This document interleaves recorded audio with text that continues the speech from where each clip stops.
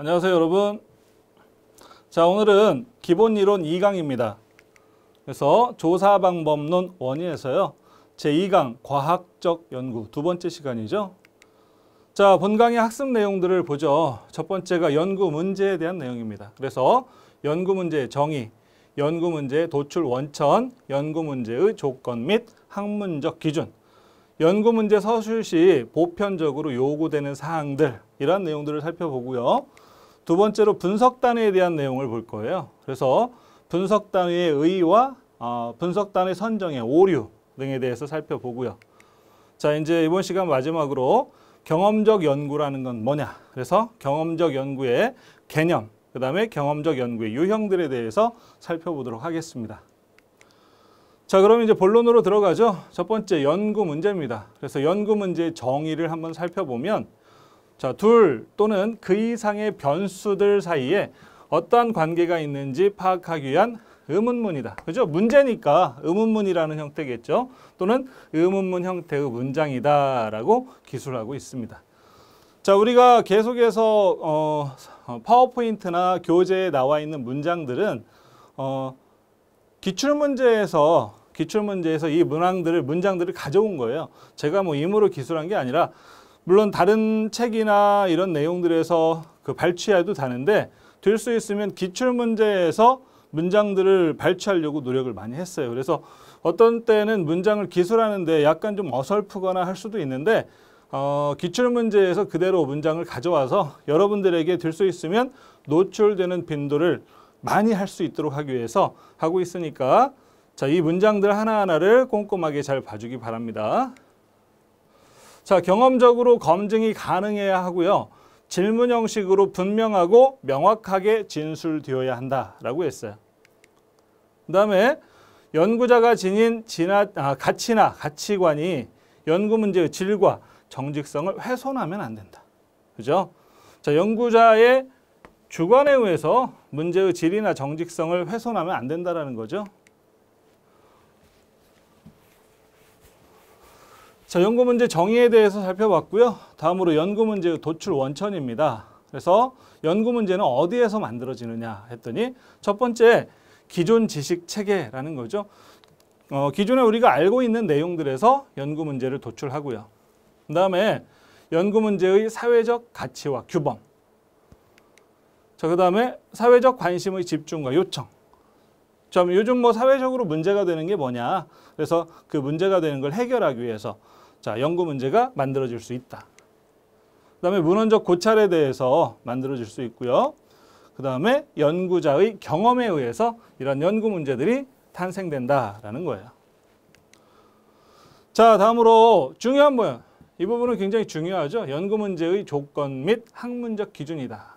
그래서 뭐 출제 빈도가 아직까지는 많지 않아서 별을 하나를 줬지만 더 많이 출제될 수가 있어요. 그래서 이 부분은 여러분들이 좀 꼼꼼하게 살펴볼 필요가 있습니다. 자, 그래서 첫 번째 독창성을 가져야 한다라고 했어요. 이미 결과가 나와 있는 연구 문제는 가치가 없다. 그죠? 이미 밝혀진 걸 다시 연구할 필요는 없잖아요. 그래서 밝혀지지 않은 사실들, 그죠? 이러한 것들을 연구를 해서 새로운 것을 알아내야만이 자, 어떤 가치가 있다라고 보는 거예요. 그래서 독창성, 창조성을 갖는 게 좋겠다. 자, 그 다음에 연구 문제의 결과에 이론적 의의가 있어야 된다. 그죠? 그 연구 문제를 해결하게 되면 보편적인 원리로 많은 사람들이 받아들여서 이게 이제 이론이 될 수 있어야 되겠다라는 거고요. 자, 세 번째가 이제 경험적 검증 가능성이라고 했어요. 이 단어 굉장히 중요합니다. 그죠? 조사방법론에서 사회조사 분석사에서 그죠? 경험적 검증 가능성이라는 단어 자체가 굉장히 중요하다. 그죠? 사회과학에서는 뭐든지 그냥 자기 주관으로 어떠한 내용을 주장하거나 하면 안 돼요. 그죠? 검증이 돼야 되는, 검증이. 과학이라는 것은 검증이다. 그죠?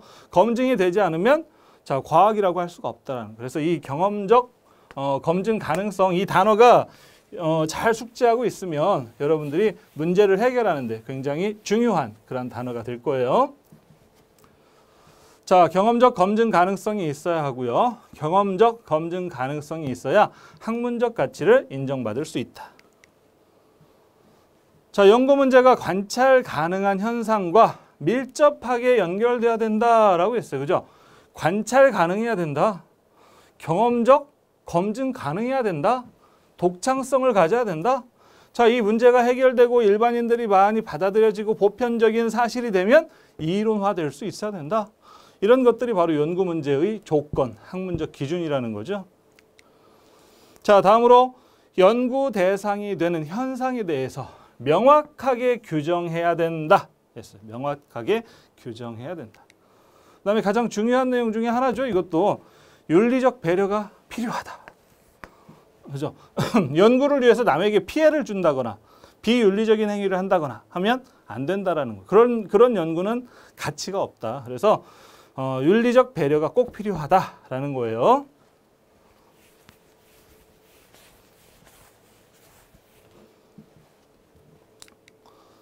자, 다음으로 연구 문제를 서술할 때 보편적으로 요구되는 사항입니다. 그래서 첫 번째, 연구 문제는 의문형으로 서술한다 라고 했어요. 그죠? 문제니까 연구를 해야 될 문제잖아요. 그래서 문제, 퀘스천으로 항상 서술해야 된다. 두 번째, 연구 문제는 변수들의 특성이나 변수들 간의 관계에 대해서 서술한다. 변수라는 건 뭐였어요? 연구자의 관심이 되는 속성. 그죠? 연구자가 관심을 갖고 바라보고 있는 속성이란 말이에요. 그래서 속성들 간의 관계에 대해서 서술하는 게 바로 연구 문제다. 연구 문제는 단순 명료한 것이 좋다. 그죠? 복잡하거나 하면 안 돼요. 단순하고 명쾌한 게 좋아요. 자, 연구 문제는 문제를 기술할 때 경험적인 검증 가능성이 보여야 된다. 또 나오죠? 경험적 검증 가능성. 그죠? 연구 문제 자체가 검증이 안 되는 건 의미가 없다고 했어요. 그죠? 과학이라는 것은 검증이 돼야만이 받아들여질 수 있는 내용이다. 그죠? 그래서 연구 문제에 대한 내용을 간단하게 봤고요. 자, 두 번째가 이제 분석 단위. 시험에 굉장히 자주 나오는 그런 파트죠. 그래서 분석 단위라는 건 뭐냐? 자, 분석 단위는 연구자가 그 속성 또는 특징에 관한 자료를 수집해서 기술 또는 설명하고자 하는 사람이나 사물을 의미한다. 사람이나 사물. 또 하나, 분석 단위는 표본 추출의 대상이 되는 모집단의 최소 단위. 그죠? 모집단의 최소 단위예요. 그래서 개인일 수도 있고요. 사람이나 사물일 수도 있고, 개인, 집단, 조직, 정책, 제도, 사회적 생성물. 그죠? 굉장히 많은 거다. 그죠? 여러 가지가 분석 단위가 될 수 있는데, 여기서 중요한 건 바로 이 부분이에요.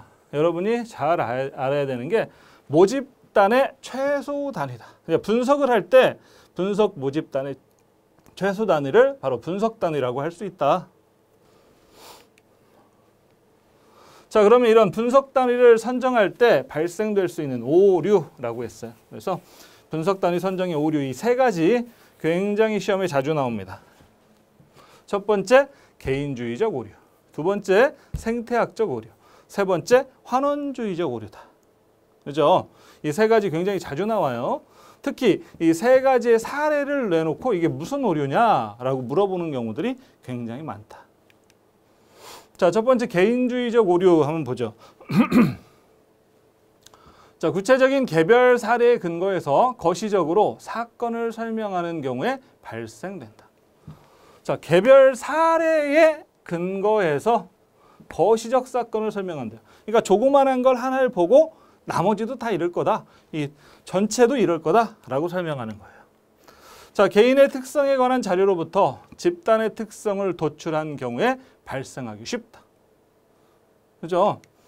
그래서 예를 들어서 어느 대학생 개인의 특성에 기초해서 소속 대학교 학생 집단의 전체 특성으로 규정하려는 분석상의 오류다.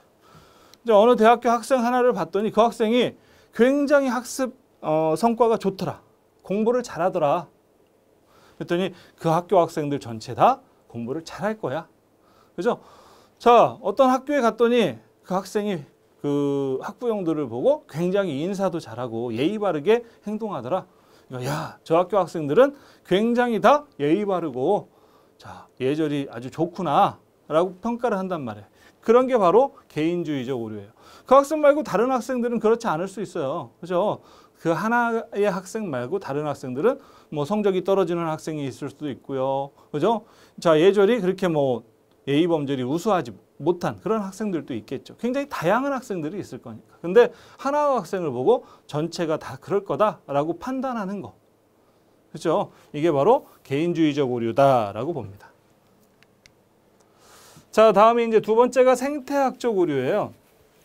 이제 생태학적 오류는 개인주의적 오류와 반대되는 거죠. 반대되는 거.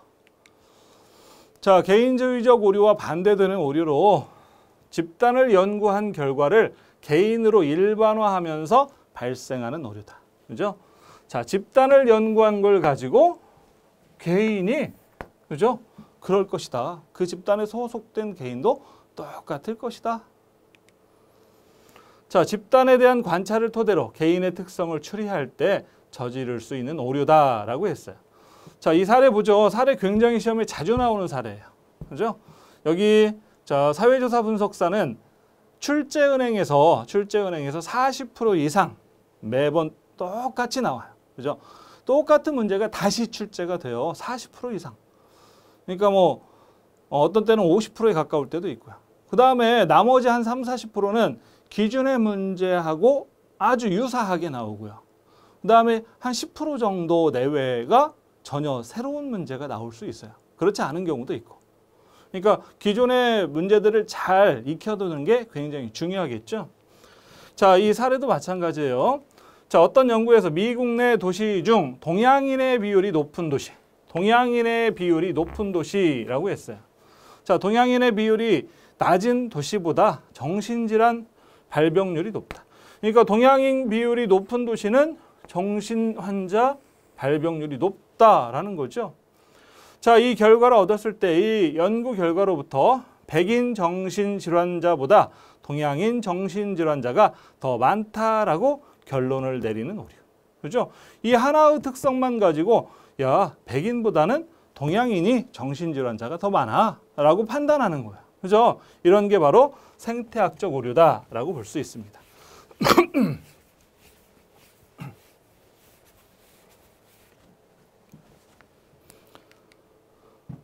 자, 세 번째가 이제 환원주의적 오류죠. 환원주의적 오류. 자, 인간의 행위를 이해하는 데 관련된 적합한 개념이나 변수의 종류를 지나치게 한정시키거나 한 가지로 귀착시키려는 그러한 성향을 말한다. 자, 어떠한 특징, 어떠한 개념 이런 것들을 설명하는데 한 가지 또는 아주 소수의 것을 가지고 전체인 것 마냥 설명하는 거예요. 자, 예를 들어서 사회 현상에 대한 설명을 경제적 변수에 한정해서 설명하거나 심리적 변수에만 한정해서 설명하는 것이다. 그죠? 어떤 사회적 현상을 그 나라가 돈을 잘 벌어서 그래. 그죠? 그 사람이 돈을 잘 벌어서 그래. 또는 그 사람이 요즘 가정사가 안 좋아. 뭐 이런 거 있죠. 그죠? 현상 자체를 여러 가지 변수가 영향을 미쳐서 그런 현상이 발생될 건데 소수의 한두 개의 변수를 가지고 자, 그 현상이 발생된 원인으로 보는 거. 이것을 바로 환원주의적 오류라고 했어요. 자, 개인주의적 오류, 생태학적 오류, 환원주의적 오류 이 세 가지 굉장히 중요합니다. 꼭 잘 기억하세요. 자, 세 번째가 이제 경험적 연구 방법이다라고 했어요. 그래서 첫 번째 경험적 연구 방법의 개념을 보면 자, 경험적 연구 방법, 과학적 연구 방법의 하나다. 그죠? 자, 여기 은이 빠졌네요. 경험적 연구 방법은 과학적 연구 방법의 하나다. 그래서 연구 대상 또는 현상에 대한 경험적 자료를 수집하고 분석한 결과를 토대로 연구 문제에 대한 해답을 찾는 방법이다. 그죠? 자, 연구 대상 또는 현상에 대한 경험적 자료를 수집한다. 그 다음에 분석한 결과를 토대로 해서 연구 문제에 대한 해답을 찾는다. 경험적 자료를 수집해서 이것을 분석하기 때문에 경험적 연구 방법이다라고 하는 거죠. 자, 경험적 연구 방법의 유형에는 바로 이런 게 있어요. 실험, 관찰, 내용 분석, 조사 연구. 이게 이제 우리가 앞으로 학습해야 될 내용들이에요. 우리가 학습하는 내용들은 그러니까 결국엔 뭐냐? 경험적 연구 방법이다라는 거예요. 그래서 뒤에서 학습할 내용들을 그냥 대략적으로, 개략적으로 자, 세 번째 경험적 연구 방법에서 소개하는 겁니다. 그래서 자, 뒤에서 앞으로 학습해야 될 내용 중에 하나가 실험이라는 거고, 그 다음에 하나가 관찰, 그 다음에 조사 연구, 그죠? 서베이, 그 다음에 내용 분석이에요. 이것은 문헌 고찰이죠. 그래서 이런 내용들을 앞으로 학습할 거다.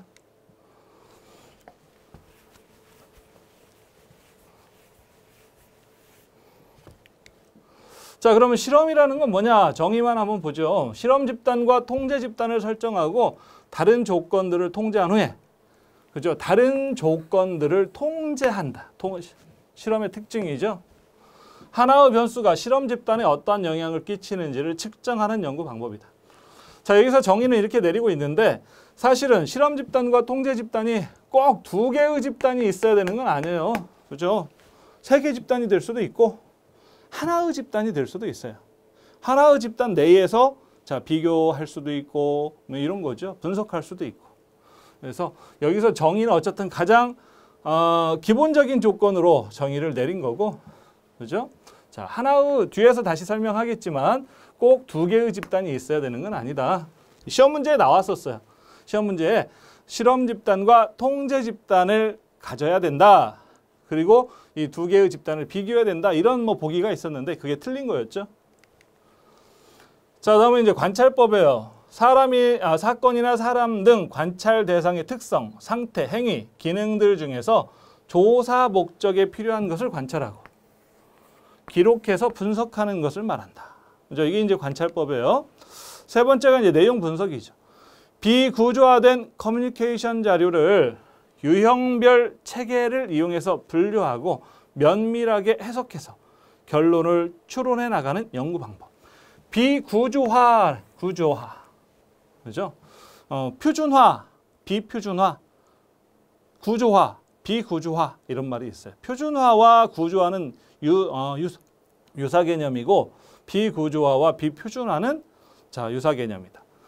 자, 비구조화라는 것은 어떤 체계가 없다라는 거죠. 정해진 틀이 없다라는 거예요. 정해진 틀이 없다. 정해진 틀이 없는 커뮤니케이션 자료를 유형별 체계를 이용해서 분류하고 면밀하게 해석해서 결론을 추론해 나가는 방법이다. 그래서 내용 분석은 문헌 연구의 한 종류라고 볼 수 있겠고요.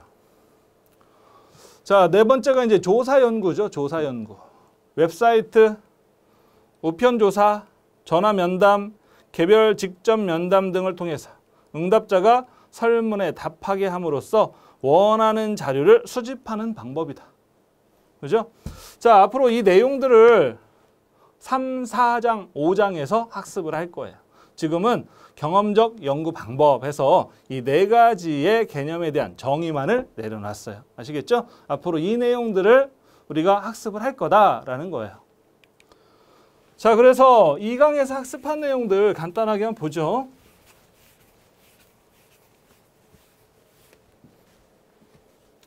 자, 2강의 학습 내용은 첫째, 연구 문제에 대한 내용을 봤어요. 그래서 연구 문제에 대한 정의 봤고요. 도출 원천, 그 다음에 연구 문제의 조건과 학문적 기준, 그 다음에 연구 문제 서술 시 보편적으로 요구되는 사항들을 살펴봤습니다. 자, 연구 문제에서도 특히 연구 문제의 조건이나 학문적 기준, 이 부분이 시험에 자주 나왔었어요. 그러니까 이 부분 잘 기억하시고요. 그 다음에 분석 단위 굉장히 시험에 자주 나와요. 그죠? 분석 단위는 뭐 많은 문제가 나오는 경우는 아니고 한두 문제, 한 문제 정도가 출제가 되고 있다. 그래서 분석 단위의 의의, 그 다음에 선정 시 오류, 개인주의적 오류, 생태학적 오류, 환원주의적 오류. 그래서 어쨌든 간간히 자주 출제되는 부분이니까 이 분석 단위도 굉장히 중요하게 잘 봐둬야 합니다. 자, 그 다음에 이제 경험적 연구죠. 경험적 연구의 개념해서 경험적 연구의 유형으로 자, 실험법, 관찰법, 연구, 분석, 조사, 연구 이 네 가지의 유형을 소개를 했어요. 자, 여기서 뭐 실험법에 대해서 설명하고 이러한 연구 유형은 어디에 해당되느냐? 그러면 실험법 이렇게 선택을 해야 되겠죠. 시험 문제에서. 자, 어쨌든 이 내용들은 이제 뒤에 3, 4, 5장에서 더 자세하게 살펴볼 겁니다. 아시겠죠? 자, 이렇게 해서 2강의 학습 내용들을 모두 마쳤습니다. 여기까지 해서 자, 2강을 모두 마칠 거니까 아까 제가 강조한 부분들 다시 한번 잘 살펴보시기 바랍니다. 수고하셨습니다.